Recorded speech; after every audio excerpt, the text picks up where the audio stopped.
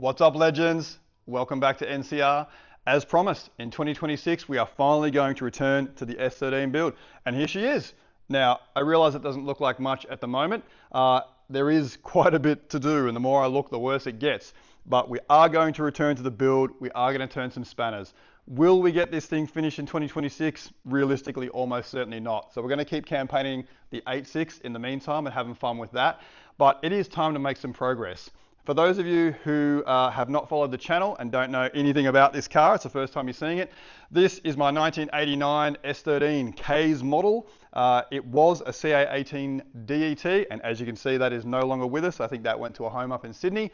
And this is my first track car. I've had plenty of turbo cars and lots of different things, but this is the first dedicated track car that I owned. I think I've had this thing now for, it must be coming on 17 years. And at one point we decided that, hey, why don't we give it a light refresh and give it a bit more power. Now that came off the back of winning the local club championship for my class, which was at the time Class B, turbo cars up to 2 litre and naturally aspirated cars up to 4 litre. So after winning that, and then noticing that the engine was just starting to breathe a little and the car was getting a little tight, I thought, hey, a quick refresh would be a good idea. And the decision was made to go SR20. And for those of you who have followed along, you will understand how much of a challenge that build process was, getting that engine completed. And thankfully we do have that back now, a long block at least. But that started a long and arduous process with this car. So this car has been off the track now. It must be, gosh, 8 or 9 years or something like that. So the engine process itself was quite a few of those years, and many of you are aware of that story, and you can find more information about that on Facebook if you're curious. And in the meantime, dealing with that, I sort of just fell out of love with cars and with racing, and then the 8.6 came along and really helped rekindle that. As you guys know, we've had a great time with the 8.6. It's been a fantastic little thing, and it's just got me motivated to get back in and face some of the challenges that I know this thing's going to present. So I am going to try and get myself out of here, and then we'll put this thing up on a hoist and we'll go around the car. We'll see what it's got on it right now, and we'll talk about what it needs, and we'll just start to paint a bit of a picture about where we're headed. What are we going to do with this car? Well, it's going to be a sprint and time attack car. I am not really the kind of guy that wants to go door-to-door racing. I see too much panel damage. I don't have the time to go away for an entire weekend. Sprints and time attack events are really my forte, so I'll stick with those. But the idea is to make a much faster sprint and time attack car than the 8.6, and then who knows what we do with that after. But the reality is there's a few years in this at my pace. So yeah, I'll try and get myself out of here. Let's go around the car and see what we're working with. So before we chuck her up on the hoist and have a look at what's going underneath, I thought we'd just have a quick look at the exterior and what's left of the interior, just to see what we're working with. So as you can see, and hopefully it comes up on camera, it's actually a relatively clean and straight two-tone Seafoam S13. So I bought this as a street car. It was pretty well looked after, and there's been no major hits or anything like that in its history that I know of. There is a little history just in here of a very light front tap. So the bonnet had some evidence of having a clear go over it. Not a good job, but it won't matter because we'll probably cut that up or replace it anyway. So it is, as you can see on there, can you guys make that out? It is an original Seafoam S13. So the good news is it's clean and straight. The bad news is we are not going to stay Seafoam. So the intent was always to paint the car as part of probably going wide body or doing something with flares for clearance. Do we just go race car white and stickers down the side? I kind of like that look. I had originally wanted to go silver on black like my my R34 GTR, but you know, white is easy to paint, easy to fix. So we'll have to make that call when the time comes. If you can see the quarter panels over in the corner just over here, there's a little 25mm flare on the guard there. And that was enough for the previous wheel and tyre package, but we're gonna have to do something more serious now. So we've got some brand new Koya SF01s. They are 18 by 10 and they are 0 offset. It's a square set all round. and for clearance testing, I've got some Michelin 270 slicks on there. Now you can see we have gone ahead and tubbed the car for clearance. That puts us straight into open class, but it doesn't matter, we're only there to have fun. So this is it's an ATP DIY tub kit, so it comes as a flat pack and you fabricate that yourself. If you guys are interested in that process, jump on the Facebook. There's tons of photos from when I put that kit together. Now the engine bay is obviously looking pretty sad, and I will go and grab the long block and we'll take a look at that in a moment. But otherwise, not really much to see. So some remnants of a 3-inch exhaust. We've got a GK Tech solid steering spacer in there, and this is an S15 rack with combination S13 tie rod ends to make the whole thing fit. Can't remember why I did that, it was done so long ago. I can't remember whether it was for bump steer correction or something, but I know it's an S15 rack. The old booster, the old clutch master, you know, the wiper motor's still here. Nothing special going on in the engine bay because it's been gutted. Front ends, again, pretty clean and straight, so all this stuff's nice and straight. Do we keep this? Do we go tube front? It'll really depend on what we do with the aero. You can see some little leftover tabs there from when I had the splitter on it. And as I go through, I might just chuck up some photos here or there just to give you a bit more context. We'll swing around. What else is going on? Oh, the old body kit is on the floor over there. I can't remember what the body kit was. It's not a D-Max one, but we've got some side skirts that I've removed. I don't know whether we'll keep them. Oh, there's a better example of those flares. Just little 25mm plastic guys from eBay, and then the rear bumper, which is actually the champagne color. That came courtesy of my mate Corey at Jug Air Racing. Thank you, brother. It looks good on the car, but you know, do we keep it? Don't know. As for the interior, well, there's not much left of it, and you can see I still haven't finished doing all the sound deadening. I've still got the driver's side section to do, but otherwise I have removed most of the sound deadening already and cleaned out most of the interior, excuse the mess. As for cage, that's still a work in progress. You can see the car did have a half cage in it, which has been removed and sold. What we do from here will really depend on availability of local fabricators. I'm in conversation at the moment. The intent was to go tower to tower and weld in, and something that was sort of befitting of the power that we're aiming for, and we'll get to that in a second. What else? We've got our trusty old C West twin blade adjustable spoiler. There was talk about whether we pop that on the 8.6 for a bit of testing. Not sure what we'll do there. And then swinging around to the boot, it's all pretty standard fare. Again, look at that. She's pretty clean, not much rust. Not really much going on in there though. Battery wasn't here. That's the clamp. That's long gone because it was flat and dead. And then we've got your average run-of-the-mill surge tank set up. So basic tank. I want to say this is I think it's a Walbro Fall 60, and I think that what's in the tank is either a 255 or it might even be the old R34 GTR pump in there as a lift pump into the surge tank. But otherwise, that is pretty much the interior. Original lights. I do have the triple projector front lights, which is what it came with. Again, not sure what we're going to do with all these bits and pieces, but it is a remarkably clean and straight shell. Underneath, not quite as clean and straight, but we'll get to that in a second. But otherwise, that's the exterior. So before we pop her on the hoist, we might just go and grab the engine and we'll talk about that and what it's got in it, what our power goals are, and what we hope to achieve with that. So I'll go and grab that now. And here she is in all her glory, our Red Sun SR20VVL long block. Now I say Red Sun because after all the dramas that we had with the previous engine builder, I rescued this and I took the whole thing to Matt at Red Sun, and thank you, Matt, for being willing to take on this project and doing such a great job. Matty went through the whole thing top to bottom, treating it like a fresh build, going through every component, measuring everything, checking everything, showing me photos, telling me what was going on, and then giving me all the clearances once it was all assembled. So thank you very much, and for all intents and purposes, we can consider this a Red Sun SR20. So starting in the bottom, we've got a MazWorks dry sump pan. So I originally was going to go wet sump, but then after we started bumping up power and looking at slicks and things like that, the call was made to go dry sump. So here we are. Obviously, we're still going to build that system in the car. We've got a Plasma Man billet girdle with a custom stud and nut assembly, and I'll pop some photos up as I go through this just to help you guys visualize what's going on. But a custom nut and stud assembly in there to attach it.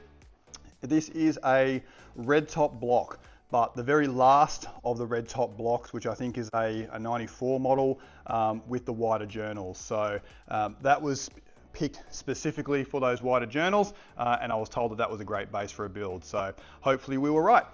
We've got some CP 9-to-1, I think they are, pistons in there with some Nitto I-beam connecting rods and some ARP CA625 rod bolts because they're a bit stronger. And it's a similar theme throughout. So we've got ARP, nuts, studs, bolts, everything that can be ARP is pretty much ARP and upgraded where necessary. One rare thing we do have, and you might be able to see it in there, is a Nismo magnesium oil pump cover, and obviously that's been gutted because it's a dry sump, but that's a nice unique piece. And then moving up from there, I'm pretty sure there is a Nitto head gasket in there because that's what Matt at Red Sun likes to use. Although, as some of you know, I think that might be a copy of the Tomei gasket. So it's either a Nitto or a Tomei head gasket in there, and then up to our P12 VVL head. So the decision to go P12 was made because I wanted the extra cooling passages in the head for track work. And then I went P11 valve stem sizes so that we would have just that slightly thicker stem for strength. And we've gone Super Tech valves, standard sizes on in and out. And then there's some extensive porting both in and out to get the flow in and out of the head. We've got some, I want to say they're Tomei, the red ones, aren't they? So some Tomei adjustable cam gears in there, the full S13 adjusted setup with the tensioner and the guide and all that sort of thing. We've got some Kelford 184 ST VVL cams in there, a brand new rocker clover, a Platinum Racing Products oil cap. We've got a Platinum Racing Products dress-up kit in there, and then we've got a few Tarks bits. So we've got the Tarks cam sensor position set up. No balancer at the moment, that'll come later, and then we'll probably go crank trigger or something like that. We've got, not fitted, but the oil block is there for VVL, and then I think there were some other bits and pieces for the VVL that I've got hiding around in some boxes. So as you can see, that is just a long block. So there's a lot of work to do here. We've got hot side, cold side, ignition system, fuel system, etc. So if you are a provider of those things, or you just have an opinion on what we should be using in this build, then by all means, jump in the comments and let us know. Give us your expertise, put us on the right path. The goal here was always to run this on high boost at around 450 real kilowatts or 600 horsepower. I'll probably start out on gate pressure because I've been driving this thing with no power. So this will be a real experience for me to come back to turbo cars. At 450 real kilowatts, we think this thing should live a healthy, happy life. But hey, we know how these things go sometimes. So fingers crossed, we'll do all the things that we can. It was the idea was overbuild it and then underutilize it. So I think 450 is a safe, sensible figure on high boost. In terms of ECU package, again, don't know. All of that stuff is still to be decided. I've generally been a Haltech guy in the past, so my R34 GTR ran a Haltech, and I was pretty happy with that. But hey, if there's something better out there, by all means, let us know. Do we have the budget to go Motec and go really wild with that sort of stuff? Probably not, but if you've got a hookup or you feel really strongly about it being the best option, then again, jump in the comments and let us know. So I'm gonna pop this guy away now, and then we will pop the Sylvia up on a hoist and take a look underneath at what we're working with. So moving under the car now, what do we got? We've got the famous BC Gold coilovers. These guys have been fantastic, honestly. They've served me so well, no leaks, no knocks, but I believe we probably be asking a lot of those. So if everyone wants to jump on board and tag Chris from Shockworks and tell him he needs to get behind this S13 build, now is the time to do it. In terms of braking, it's a very simple 350Z Brembo setup, front and rear, with some weld-on caliper brackets in the rear, and I'll show you that in a sec. Intima pads, of course, because I have such a good experience with them. And then we've got the same HFM two-piece rotors that I've been using on the 8.6, and again, had a great experience with those. Is this gonna be enough? I'm not sure. So we'll test this before we jump on like some mad AP setup, or if we look at, I don't know, Bosch Motorsport ABS, if we ever get that carried away. But for now, this is a fairly simple DIY setup, and we'll just see how far we get with it. Keen-eyed will see we've extended the LCAs. I believe that is an RB factory kit with the reinforcement plates. Again, I'll put some photos up. You can jump on the Facebook. I did these myself, yet to be tested to see if they're strong enough, but certainly gives us some more canvas. That was a 25mm extension on those. We've got some, I think they're old school Cusco caster arms. Can't remember what sway bar is in it. I tested so many different sway bars in this thing. It might be R32 GTR, it could be S13, but there definitely won't be a stock one. We also have longer and fresh ball joints to correct the roll center and those sorts of things. And then moving around, we've got the GK Tech, can you see that in there? Let me get the light. The GK Tech high misalignment tie rod ends to try and correct the bump steer from having the car low. So that gives us a bit of adjustability. Is it right for the new setup? Probably not. We'll have to adjust all that. We've got some braided lines kicking around. What else have we got in here? We also have the Nismo power brace setup, the DIY Nismo power brace setup, which is the reinforcements for the caster brackets, and then obviously the brace that goes from side to side. So that will just add a bit of rigidity. What else have we got in here? It's all pretty standard fare. So as we move down, you'll see things like this, if you can see that there. Chassis rails are, they're a bit sad, and obviously the pinch welds are not looking fantastic. A lot of that stuff was done before I got the car, and then obviously years of track work. So that stuff, we will try and clean that up as we go if we can. And then I think the other thing we might want to do is look at the GK Tech chassis extension that runs through here, just to join from front to back. Again, it's all in the name of trying to add some rigidity. We've still got our original 3-inch Jap exhaust of some kind, I don't know what it is. And then moving further back, we've got our, what is this diff? Now, I believe it's a standard diff housing, but it's got an S13 center, which is a helical center, and then I maintained the original crown and pinion to keep the ratio for the CA. So not a bad diff, 6-bolt half shaft setup. We've got some old brake ducts floating around here still. If I move just around here, oh, very hard to see, but up in there is the 350Z rear calipers on the GK Tech weld-on caliper bracket. So again, that was done by me. And then I think we've got some DBA rotors out the back here and some intimate pads, nothing crazy. Maybe on this side we can get a better look. Is that better? Yeah, very hard to see, but it is a full weld-on caliper bracket. Bit of work in that one. Again, I'll pop some photos up and put a link in the description. And then, oh, well, of course, we've got a little bit of DIY aero. So you guys know I love a bit of DIY aero, and there's another example of trying to add a rear infill. The usual complement of GK Tech arms, and then I think we've got some, do you guys remember the brand ISC? This was one of the first adjustable arms I ever bought. So ISC rear camber arms, GK Tech adjustable arms as well. And then if I recall correctly, this is an S15 subframe, and you'll see that it has had the reinforcement kit welded in. So the subframe is nice and strong, ready to take some punishment, but knock on wood that we're not jinxing ourselves. Again, the sway bar setup, I reckon that's an S14 rear sway bar setup, but all of that stuff is still to be tuned and still to be fiddled with. So that is underneath the car. Any questions you've got, jump in the comments. Yes, it does need a clean, but I wanted you guys to see, the warts and all story. We still got all that oil from, catch can failures and those sorts of things over the years. So yeah, a bit of work to do here, but it is a good shell with a lot of potential, I think. But any questions, comments, drop them below and we'll go from there. I'm gonna pop her back down off the hoist now and we'll continue. So there she is. What do we think? Is it a nugget? Is it a good base? Well, look, I've got sentimental attachment to the thing, so it was always going to be hard for me to move this thing on and get it, maybe a better rolling shell with a cage in it and all those sorts of things. But look, I want to see the good in this, and so there's a lot of potential. There's plenty of good parts in it. It's a fairly clean, straight base, but do you guys think it's a nugget? Am I wasting my time putting all this time, money and effort into this thing when I've got this thing here and we could always chuck the SR20 into that? I'm not going to do that, but you know, you guys feel free to go crazy in the comments. Where to from here?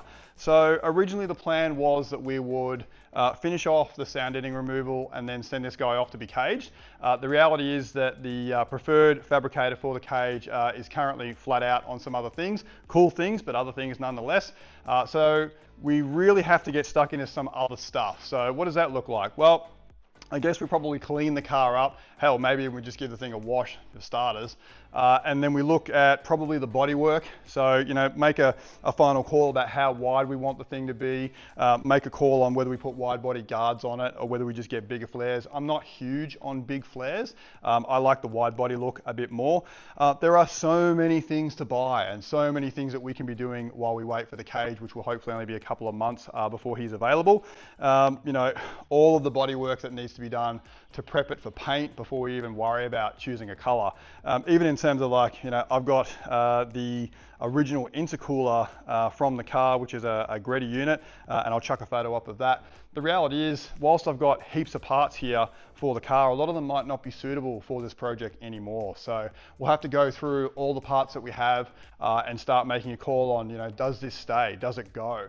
Are we going to need to upgrade that? You know, we've learned a lot from the 8.6 projects, and obviously when I started building this car and racing this car, it was a long time ago. You know, a lot has changed in the automotive landscape since then. I've built other cars, cooler cars, to much higher standard than what this was when I was racing it. So sometimes I look at the things I've done to this car or decisions that I've made along the way, and I'm like, wow, who did that? And unfortunately it was me. So, you know, now's the time to start looking at how do we do this properly, not crazy top shelf build, but certainly just better than, you know, maybe what we originally planned for it. So I'll stock take on some parts, probably get started on the bodywork, and it's really hard to capture that stuff on video. So the reality is that some of that stuff's probably going to be on Facebook. So if you're not following us on Facebook, jump on the Facebook and follow the page specifically, No Cuss Racing, and you'll be able to keep up to date with, you know, stuff that I've found in boxes, stuff that we're buying, conversations we're having with, you know, suppliers and that sort of stuff. But hey, let me know what you think. This is the direction that we want to take NCR. And if you like it, give us a thumbs up. If you think it's a terrible mistake, let us know as well. I'll probably ignore those comments, but by all means, let us know. But yeah, anything you guys want to know, ask the question. There is so many bits and pieces to this car, it's hard to cover them all in a very short video. If you want to know something, just pop a question down there. I'll do my best to answer. And otherwise, we'll probably call that done. So thanks for watching, and we'll catch you in the next one.